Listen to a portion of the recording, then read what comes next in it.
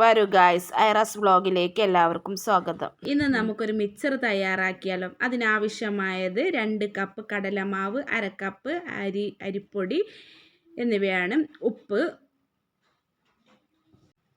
ഉപ്പ് ആവശ്യത്തിന് ചേർത്ത് കൊടുക്കുക. കുറേശ്ശെ വെള്ളമൊഴിച്ച് നമുക്കത് നന്നായി കുഴച്ചെടുക്കുക. കായപ്പൊടിയും ചേർത്ത് കൊടുക്കണം ലേശം.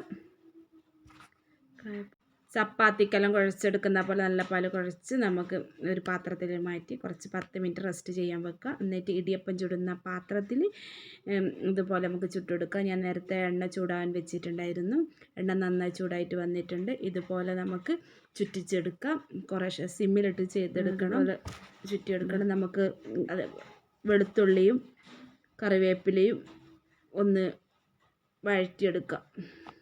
എന്നിട്ട് ഇത് ഒരു പാത്രത്തിൽ വെച്ച് ഇത് ഉടച്ചിട്ട് അതിൻ്റെ മേലെ വെളുത്തുള്ളിയും കറിവേപ്പിലയും ഇതുപോലെ ചേർത്ത് കൊടുത്ത് നന്നായി ഇളക്കി ഇതാക്കുക, യോജിപ്പിച്ച് നല്ല പാങ്ങിൽ ഇതാക്കണം.